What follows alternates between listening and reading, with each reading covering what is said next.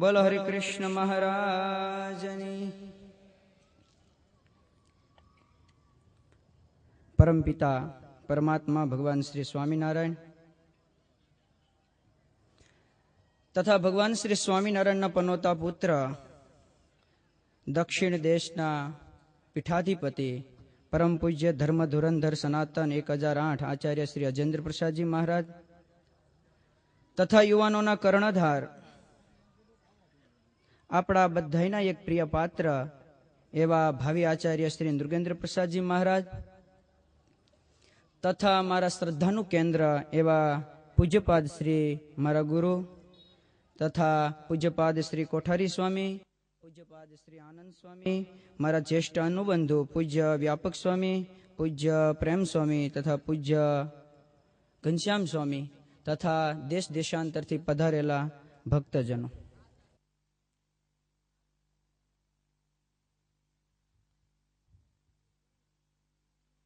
અષ્ટાવરણની જે વાત હતી, શબ્દ પૃથ્વી, જળ, તેજ, વાયુ, આકાશ, અહંકાર, મહતત્વ અને પ્રકૃતિ. કાર્યનો નાશ કરવો હોય તો કારણનો નાશ કરવો પડે. એમ એનું કાર્ય હતું શબ્દ, સ્પર્શ, રૂપ, રસ, ગંધ. તો આપણે રસ સુધી પહોંચ્યા હતા. એમાં હું તમને પ્રશ્ન કરી શકું, કેટલા રસને તરી ગયા હતા? ઊંચી આંગળી કરશો. કેમ થીજી ગયા મોરારીજીભાઈ? કેટલાય ચોળીને નિયમ લીધો હતા એ વાત કોઈ નથી. ઊંચી જોરથી જોરથી. તમે નહીં, તમે લીધો છે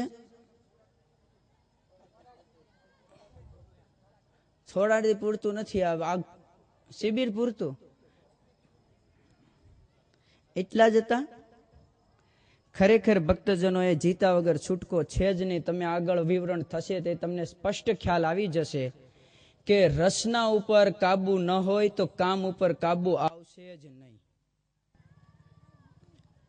એ તમને ધર્મશાસ્ત્ર સ્પષ્ટ શબ્દોમાં બતાવશે.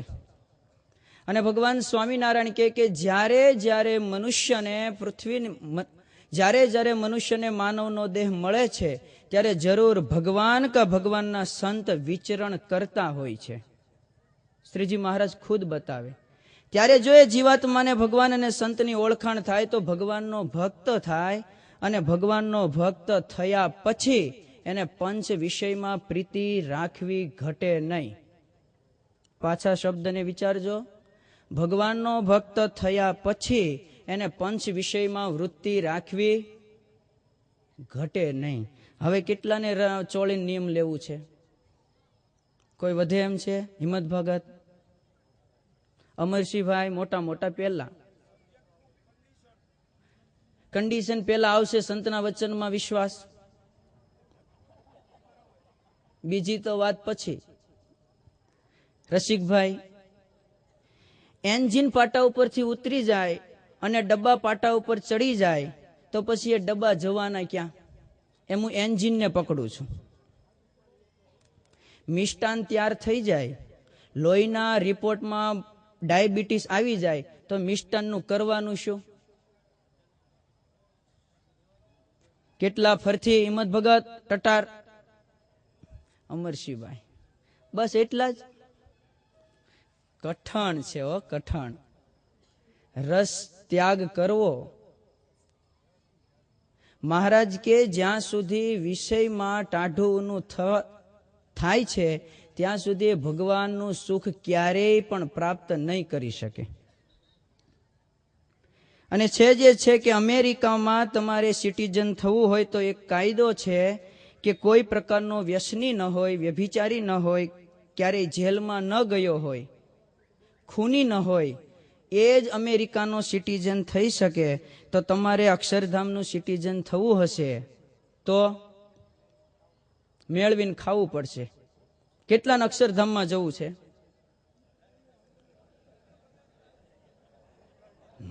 આ બધા બ્લેક વિઝામાં જવાની તૈયારીઓ કરે છે.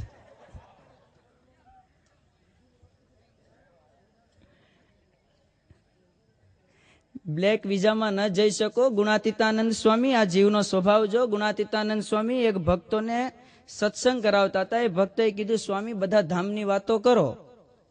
અને સ્વામી બધા જ ધામની વાત કર્યા પછી અક્ષરધામની વાત કરીને સર્વથી શ્રેષ્ઠ સુખ બતાવ્યું. અને પછી શ્રી ગુણાતીતાનંદ સ્વામી કે, ભક્ત હવે બતાવો તમારે ક્યાં ધામમાં જવું. ત્યારે ભક્ત કે સ્વામી તમે બતાવ્યું એવી રીતે જ્યાં તકિયા જેવી કેરી છે ને એ ધામમાં મોકલી દો. હું જ્યાં તકિયા જેવી કેરી છે એ ધામમાં મોકલી દો. સુરતી દૂધપાક આપે એવા સાધુ મળ્યા, પણ આ જીવે એની પાસે ખાટી છાશ માગી. ન જઈ શકે ધામમાં, ન જઈશ.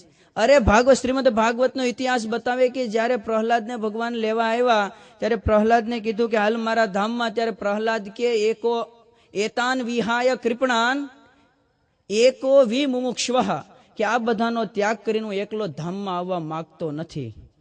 ત્યારે ભગવાને કીધું, ભાઈ તારે ધામમાં બધાને જ લેવાય, પૂછી જો કોઈને આવવું છે. સગા સંબંધીને પૂછ્યું, રાજની પ્રજાને પૂછ્યું, સ્પષ્ટ શબ્દોમાં ના આવી. ત્યારે ભગવાન પાસે ગયા અને પ્રહલાદ કે સગા સંબંધી પ્રજા તો ના પાડે છે. ત્યારે ભગવાન કે કોઈ પશુ યોનીને પૂછવું હોય તો પૂછી જો, એને આવવું હોય તો એના માટે પણ હું તૈયાર છું. ત્યારે ભૂંડને પૂછ્યું. ભૂંડને કીધું તારે આવવું છે વૈકુંઠમાં? તો કે વૈકુંઠમાં આવવું, પણ આ નારાયણ નામનો મોટો ભૂંડ છે. આ નારાયણ નામનો શું મોટો ભૂંડ છે? ત્યારે પ્રહલાદ કે ભગવાન છે, ભૂંડ નથી. એ કે સારું, હું મારા ઘરનાને પૂછતો આવું. ત્યારે ભૂંડ, શ્રીમદ ભાગવતમાં લખ્યું છે, ભૂંડ એના ઘરનાને પૂછવા ગયો કે આપણે વૈકુંઠમાં જવું છે. ત્યારે એના ઘરના કે આપણે વૈકુંઠમાં જવું હોય તો પહેલા બધી પૂછપરછ કરવી જોઈએ કે ત્યાં મોટા ઉકરડા, મોટી ખાળ, વિષ્ટા મળશે ખરી. અને એ જો ન હોય તો આપણા નાના નાના બિસાકરા છોકરા છે એ ભૂખા મરી જાય. ને આપણે જો ત્યાં કાયમ વાસ કરવો હોય તો 3 વાના તો જોઈએ જ, ઉકરડા, ખાળ ને વિષ્ટા. બીજું બધું ઓછું હોય તો હાલે. અને પછી આ ચર્ચા કરીને ભૂંડ પ્રહલાદ પાસે ગયા અને કે આ બધું હશે ત્યાં. ત્યારે પ્રહલાદને આક્રોશ થયો, અકળાઈ ગયા કે ત્યાં આવી વસ્તુ ન હોય. તે તો ભગવાનનું ધામ છે, ધામ. અને આ ચર્ચા હાલે છે ત્યાં ઓલી એની ભૂંડણ ચીચિયારી કરતી આવીને કે તારા નારાયણ નામના ભૂંડને કહી દેજે અમારે અક્ષર વૈકુંઠમાં નથી આવવું, નથી આવવું, નથી આવવું. વિચાર કરો, એક ભૂંડ જેવી જ આપણી સ્થિતિ છે કે કઈ વિશેષ? હિંમત ભગત એવી સ્થિતિ થઈ. ધામ સુધી પહોંચવા માટે પંચ વિષયનો ત્યાગ, એ રસના, કે જ્યારે રસ જીતાશે ત્યારે જરૂર પાણીને તરી જશું. હવે પછીનો આવે છે તેજ, અતિ ભયંકર. જેમ જેમ તમે ક્રમ ચડતા જશો એમ એમ વધારે ભયંકર. તેજ એટલે એને જીતવા માટે રૂપ. તેજનું કારણ છે રૂપ. રૂપને જીતી લ્યો એટલે તેજનું આવરણ ભેદાઈ જાય. મહાકઠિન. ખુદ ભગવાન સ્વામિનારાયણ કે આ સભાને હું શ્વેતદીપ, બદ્રિકાશ્રમ, ગોલોક અને વૈકુંઠથી જો અધિક ન જાણતો હોઉં તો મને આ પરમહંસના સમ છે. આ જ ભગવાન સ્વામિનારાયણના શબ્દ. હવે બીજા વચનામૃતમાં એમ કહે કે આ સભામાં રૂપવતી જો નારી આવી હોય તો અતિશય ધીરજવાન પુરુષ હોય તો એની પણ દ્રષ્ટિ ખેંચાયા વગર. પેલામાં શું બોલ્યા? અક્ષરધામની સભા. અને બીજામાં શું કીધું? ખાલી ધીરજવાન કીધું હોય તોય હાલત, પણ શું કીધું? અતિશય ધીરજવાન હોય એની પણ વૃત્તિ ખેંચાયા વગર ન રહે. ને આજે થાય છે શું? 80 વર્ષના થઈ જાય, ગામના ભાભાવ ચોરે કરે છે શું? આખા ગામની રિદ્ધ્યું સિદ્ધ્યું બેઠી હોય, આખા ગામની. ઘૂમટો તાયણો હોય, કેવળ પગની પાન્યું જોવે છે બેઠા બેઠા, નથી રહી શકતા. અતિ કઠણ રૂપ છે. અને રૂપની તાકાત કેટલી! જો આ આપણી શક્તિ, એક આંખથી એક આ શક્તિનો વ્યય થાય અને જો એ શક્તિનો સંગ્રહ કરવામાં આવે તો આ વ્યક્તિમાં કેટલી તાકાત છે મહાભારત બતાવશે. ગાંધારી આંખે પાટા બાંધ્યાને શક્તિનો સંગ્રહ કર્યો તો એમ કહેવાય કે જયારે દુર્યોધન સામો આવ્યો ત્યારે એને વજ્રનો બનાવી દીધો આખો. જાણો છો ને ઇતિહાસ? એક શક્તિ એની આંખની જયારે અક્ષુપાત કર્યો તે આખા વજ્રનો દુર્યોધન બની ગયો. અને એ જ ગાંધારી જ્યારે યુદ્ધ સમાપ્ત થયું, પોતાના દીકરાને ભીમે મારી નાખ્યો. ગાંધારીને અતિ ક્રોધ છે, આંખે પાટા બાંધેલા છે. પણ એમ કહેવાય કે જ્યારે પ્રથમવાર ભીમ એની સામે આવ્યો ત્યારે પાટા સોસરી જ્યારે દ્રષ્ટિપાત કર્યો ને તે ભીમના પગના નખ બધા કાળા થઈ ગયા. ને આજ અજાયબી નામનું એક પુસ્તક છે, જેને વાંચ્યું હશે એને ખ્યાલ આવશે કે આજે પણ જેને જેને આંખથી આ કેન્દ્રિત શક્તિ કરી છે તો એ કેન્દ્રિત શક્તિ વહે ચમચીને પણ વાકી વાળી શકે. ત્રાટક કરીને ચમચીને પણ તમે કહ્યું એ કેવી રીતે બને? તો તમને બતાવું. સૂર્ય હોય એમાં કોઈ કપડું રાખે કોટન તો સળગે ખરા? નહીં સળગે. સૂર્યના તાપમાં નથી સળગતું. પણ કોઈ એમાં ગિલોરી કાંસથી એક સૂક્ષ્મ પ્રતિબિંબ પાડવામાં આવે તો એ જ કોટન. શું કામ? કારણ કે પેલા જે ગિલોરી કાંસ નહોતો ત્યારે એના વિકેન્દ્રિત કિરણો હતા, પણ એ વિકેન્દ્રિત કિરણોને જ્યારે કેન્દ્રિત કરીને પ્રતિબિંબ પાડવામાં આવે છે ત્યારે કોટન. એમ આપણી આંખ દ્વારા વિકેન્દ્રિત કિરણો થઈ ગયા છે. અને તમને પણ ખબર હશે, જેની ઘરે ટીવી હશે ને, ટીવી પાસે લઈને ઊંધું રિમોટ રાખીને આંખ સામે રિમોટની સ્વિચ દબે ને તો ત્યાં સિરિયલ બદલી જાય, દ્રષ્ટિપાત થાય છે. અનુભવ છે હિંમત ભગત? હવે જઈને કરજો, કારણ કે દ્રષ્ટિપાત થઈ શકે છે. અને કેટલું ભયંકર રૂપ છે. ગુણાતીતાનંદ સ્વામી કે સુરતના ખાધા પછી નજારા નાખવા નથી જતા તો ખાધું પચતું નથી. અને ખરેખર ભક્તજનો, વાસનાનું જો કોઈ પણ પ્રવેશ દ્વાર હોય તો આંખ છે. આંખમાં પ્રવેશેલી વાસના મન ઉપર કબજો લે છે, અને મન ઉપર કબજો જમાવેલી વાસના પછી અચૂક પોતાની પવિત્રતાનું બલિદાન લઈને જ રહે છે. આ રૂપની ભયંકરતા. ને આજે ગમે એવા હારા હરિભક્ત હશે, પણ આ ટેકનોલોજીમાં, આ કોમ્પ્યુટર યુગમાં આજના યુવાન અને યુવતીના પહેરવેશમાં પણ એના ઉન્મત્ત મનની વાસનાઓ અવ્યક્ત રૂપમાં દેખાય છે. નથી દેખાતી? અવ્યક્ત રૂપમાં દેખાય છે. અને પહેરવેશ એટલો ભયંકર છે કે એનું પવિત્રતાનું બલિદાન લઈને જ રહે છે. આજે તમને નથી ખબર, તમારા નાના નાના બાળકો 10મા ધોરણ પછીના, મિત્રના નાતે પૂછું છું, મને પોતાને સ્વયં ખ્યાલ છે, એક નાનો બાળક હોય, કેવો કાનુડા જેવો હોય, અને 10મા ધોરણ ગયા પછી એટલો ભયંકર કેસ બની જાય છે, માતા પિતાને ખબર નથી. એના માનસનું પતન થઈ ગયું છે. ખરેખર જો એની બ્લુ પ્રિન્ટ, એના ચિત્તની બ્લુ પ્રિન્ટ એક કોપી કાઢીને માતા પિતાને બતાવવામાં આવે ને તો એના માતા પિતા આત્મહત્યા જ કરી લે, કશું જ નથી રહ્યું. એટલું ભયંકર સર્જન થઈ ગયું છે. અને દુખતી રગ દબાઈ તો માફ કરજો, જે લાજ હતી, જે ઓઝલ હતી, એ આપણી ભારતની એક સંસ્કૃતિ હતી. આજે ઓઝલ નીકળી ગઈ હાવ. જોયાઓ પદ્માવતી, જે રાજસ્થાનની, દિલ્હીનો બાદશાહ મુસલમાન કેવલ એનું રૂપ જોવા માંગતો હતો. પદ્માવતી પોતે જીવતા સળગી ગઈ કે આ રૂપ બીજો પુરુષ ન જોઈ શકે.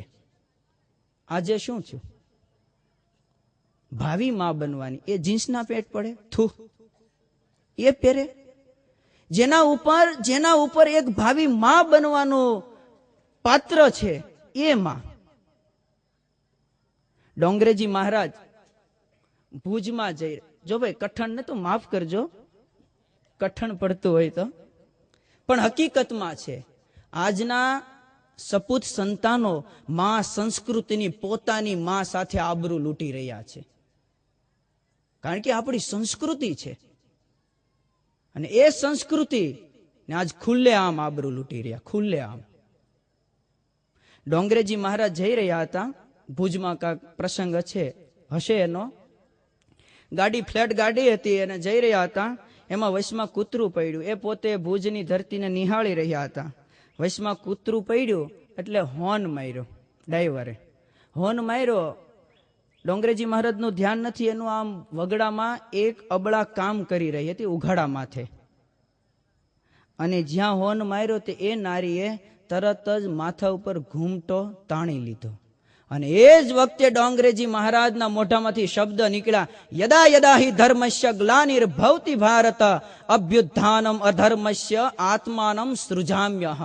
કે આ ગીતાજીના શબ્દો છે ને એ આવી જ કોઈ આર્ય નારીમાં સાર્થક થશે, આવી જ કોઈ આર્ય નારીમાં. ને આજે માતા પિતા ફેશનની પરેડમાં ફરે છે અને દીકરાને સંસ્કાર આપવા ગયા. આવશે? માતા પિતાને સ્વયં ઊભું થવું પડશે. દશરથ રાજાને જોઈ લો, દશરથ રાજાને જયારે વાયુદેવ પ્રસન્ન થયા, વાયુદેવ પ્રસન્ન થઈને કીધું વરદાન માગો, ત્યારે દશરથ કે મારે બીજું કંઈ નથી જોતું, તમે વાવવું હોય એમ મન ફાવે વાવજો, તમારે જેમ વાવવું હોય એમ વાવજો, પરંતુ ક્યારે પણ એટલો વા તમે નહીં ફેંકતા કે અમારા મા બેન દીકરીના કપડા ઉડી અને એના અંગ દેખાય. અને મહારાજે પણ શિક્ષાપત્રીમાં સ્પષ્ટ શબ્દમાં કહી દીધું કે દૂષિત વસ્ત્ર ક્યારેય પણ ધારણ ન કરવા. નથી લખ્યું ને ઘરમાં થાય છે શું? અને જો આજના માતા પિતા, સસરા અને સાસુ ભીષ્મ પિતામહ જેવી બેવકૂફી કરી છે ને, તો આગળનો સમાજ માફ નહીં કરે. માસલા દોષે માથે. ને એ છે દ્રૌપદીની આબરૂ લૂંટાઈ જ રહી છે આજે. ને તમને ખુદને નથી ખબર અમારું કેટલું બલિદાન લઈને રહે છે. અમે તમને કબડી જેવો દાવ છે, હુતું તુતું કરતા તમને પકડવા આવે, પણ તમે જ અમારા ટાંગા પકડી લ્યો છો. આ તો પ્લેગ જેવો રોગ છે, અમે તમને બચાવવા આવી, અમને જ લાગી જાય છે. તમારા ઘરમાં એવું વાતાવરણ ઊભું કરો, તમારા દીકરા અને દીકરીઓને એવા પહેરવેશ સાદા રાખો, તો જ બચી જશે સમાજ, નકર શક્ય નથી. કાચકીને દર્પણ થયા આજ યુવાનને અર્પણ, કાચકીને દર્પણ થયા યુવાનને અર્પણ, ચૂલી અને ચણિયા તણા શણગાર બાકી રહ્યા.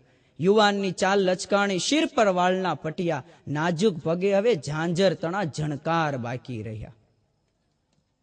જુનાગઢનો ઇતિહાસ છે કે એક યુવાન દોડતો દોડતો જતો હતો, એટલે પોલીસે એને રોક્યો વચ્ચેથી. ક્યાં જવું છે? ક્યાંથી આવ્યો? એ કે કઈ નહીં, કપડા લઈને આવ્યો, દરજીના દુકાનેથી આવ્યો. કે એમાં દોડે છે શું કામ? એ કે ફેશન બદલી જાય ને એ પેલા કપડા પહેરી લો. ફેશન બદલી જાય પેલા કપડા પહેરે. આજ કોઈ કપડા નથી પહેરતા, ફેશન પહેરે. શું? જેવા આજના અભિનેત્રીઓ, રમતવીરો જેવા કપડા એવા જ પહેરતા થયા.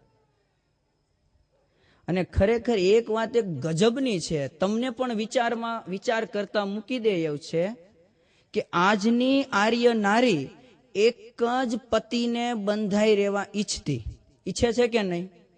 આજની આર્ય નારી એક જ પતિને બંધાઈ રહેવાની ઈચ્છા ધરે છે, પણ અનેક પુરુષોને આકર્ષિત કરવા માટે શ્રૃંગાર રસને સુકામ ધરતી હશે, એ ઋષિ મુનિ કે અમને હજી સુધી ખબર નથી પડી.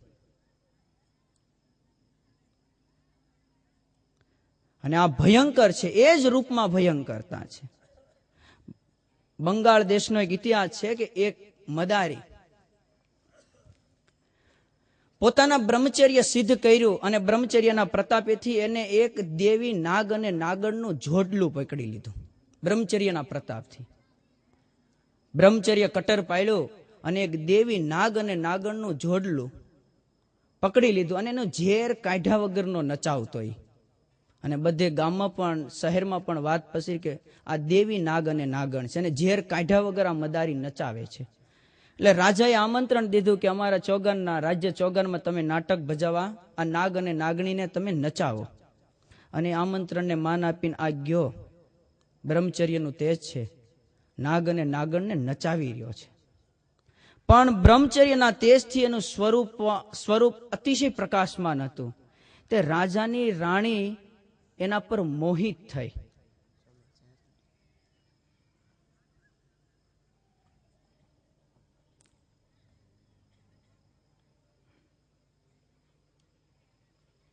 મેહુલભાઈની 4 વર્ષની બેબી પુરુષના ઉતારા ઉપર રડી રહી છે, તો તે જઈ પોતાની બેબીને પ્રાપ્ત કરે. એ જ્યારે નચાવી રહ્યો છે ત્યારે એ રાજાની રાણી એના પર મોહિત થઈ અને એને પોતા તરફ જોવા માટે અનેક પ્રકારના ઈશારા કર્યા, અવ્યક્તિ ધ્વનિ કરી, પણ એ જોતો નથી. એ તો નાગ અને નાગણને નચાવવામાં મશહૂર છે, મશગુલ હતો. પછી જ્યારે નથી જોતો ત્યારે બારી સાથે પોતાના કડલા હતા એ ભટકાયડા, અવ્યક્ત ધ્વનિ થયો અને એ વાંસળી વગાડતા વગાડતા ખાલી 1 સેકન્ડ પૂરતું ઊંચું જોયું. રાણીને જોઈને પાછું નીચી દ્રષ્ટિ કરી લીધી અને જે મોરલી વાગી રહી હતી એ બંધ થઈ અને નાગન અને નાગણી જે નાચી રહ્યા હતા એમાં એક ખલેલ પડ્યો. એ ખલેલ પડ્યો એટલે નાગને ક્રોધ ચડ્યો અને નાગે આને ડંસ મારી દીધો. અત્યાર સુધી ડંસ મારે પણ એને ઝેર ચડતું નહોતું, પણ એક ચમત્કાર થયો, ઝેર ચડવા લાગ્યું. ઝેર ઉતારનારને બોલાવવામાં આવ્યો, એને અનેક પ્રકારના અભિમંત્રિત મંત્ર બોલ્યો, પણ એ નાગ પાછો આવતો નથી ઝેર સૂચવા માટે. પછી છેલ્લે એને એક કપડાનો કટકો લીધો અને એને ચીરવા તૈયાર થયો. આ બાજુ કપડાનો કટકો ચીરે ને એક બાજુ સર્પ ચીરાઈ જાય. ત્યાં ઓલાના આંખમાં જીવ હતો મદારીને. એને કીધું કે રેવા દે ભાઈ, આ ઝેર હવે નહીં ઉતરે. કેમ? એ કે આ ઝેર નહીં ઉતરે, આમાં કેવળ નાગના ઝેર નથી, આમાં બીજા ગળસડા ઝેર પણ ભળી ગયા છે. કેટલું રૂપ ભયાનક. એટલે ભગવાન સ્વામિનારાયણ કે આ અક્ષરધામની સભા તો છે, પણ આ સભામાં જો કોઈ રૂપવતી નારી નીકળે તો અતિશય ધીરજવાન હોય, એની પણ વૃત્તિ ત્રણાયા વગર ન રહે. એવો બીજો પણ ઇતિહાસ છે કે મોટા મોટા સમર્થ કહેવાતા, પણ સ્ત્રી કેવળ જોવા માત્રથી ભ્રષ્ટ થયા. લોકનાથ, વર્ષો પહેલાની વાત છે, હિમાલયમાં અતિ સમર્થ સંત, આકાશમાં ઉડ્ડયન કરી શકતા, અને બંગાળ નરેશ એને દિવાળીના દિવસે 3 દિવસ આમંત્રણ આપતા કે 3 દિવસ સુધી તમારે અમારા રાજ્ય